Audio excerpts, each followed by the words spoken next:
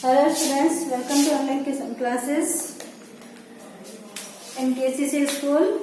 देखो हम लेसन 6 पढ़ रहे थे पॉपुलेशन, जिसमें हमने पॉपुलेशन चेंज और ये सब कुछ पढ़ लिया था। अब आता है पॉपुलेशन प्रोसेस, पॉपुलेशन चेंज की ग्रोथ की कैसे होती है। इसके 3 प्रोसेस होती है, बर्थ रेट,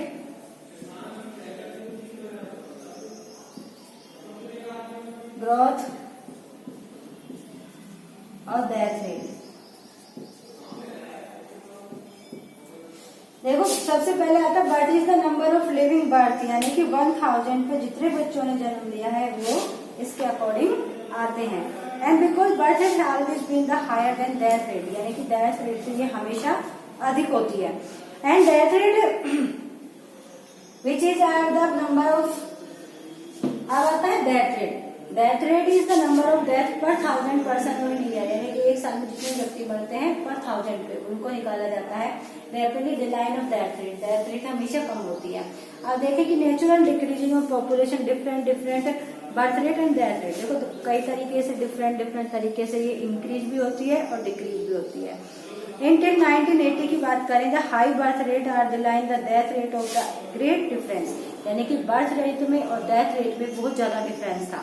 जहाँ resulting of higher rate of population growth, जिससे क्या हुआ कि हायर रेट में पॉपुलेशन ग्रोथ ज्यादा हुई। एंड 1981 में बर्थ रेट है आल्सो स्टार्टेड डिलाइन, लेकिन 1981 में जो बर्थ रेट थी वो डिलाइन हुई, कम हुई slowly, resulting the gradually decline the rate of birth rate, यानी कि जो पॉपुलेशन ग्रोथ है वो धीरे धीरे कम हुई। Migration is the third component. अब इसका जो तीसरा कंपोनेंट आता है वो आता है माइग्रेशन,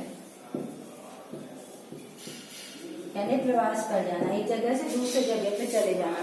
इधर third component of population growth are refer to movement of the people region to territory, यानी कि एक प्लेस से दूसरे प्लेस पे चले जाना किसी भी कारण से, जॉब से, हायर स्टडी के लिए।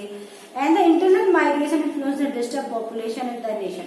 इंटरनल माइग्रेशन होता है तो वो एक जगह से की पॉपुलेशन को डिस्टर्ब करता है और दूसरी जगह को बढ़ा देता है, यानी कि जहाँ से वो जा रहे माइग्रेट कर रहे हैं वहां तो पॉपुलेशन कम हो जाएगी, लेकिन जिस जगह पर वो जाकर रह रहे हैं वहां पे पॉपुलेशन इंक्रीज हो जाएगी। In the India most migration have been from the rural to urban.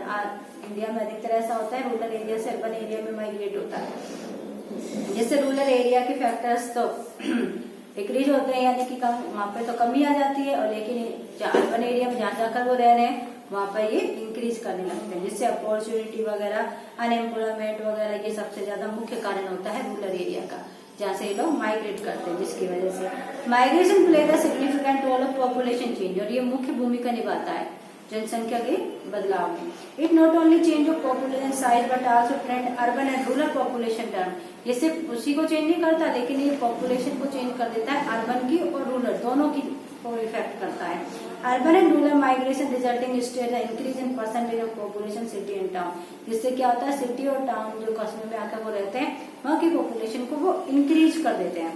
Urban population has increase of 17.29% of total population, यानी 1951 की बात करें तो 17.29% पॉपुलेशन इंक्रीज हुई। ऐसे 2011 की बात करें तो 31.80% पॉपुलेशन इंक्रीजिंग की गई। मिलियंस पर सिटी ऑफ द 35 या 53 के जस्ट 1 डिकेड में, यानी कि 2001 से 2011 के बीच की परसेंटेज है। अब आता है characteristic of the quality of the population, विशेषताएं देखिए अब इसकी कैसे कैसे चेंजेस होती है, कैसे होती है। एज कंपोजिशन के हिसाब से, सेक्स रेशियो,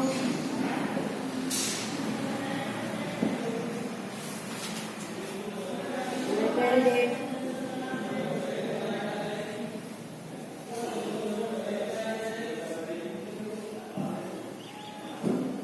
हेल्थ,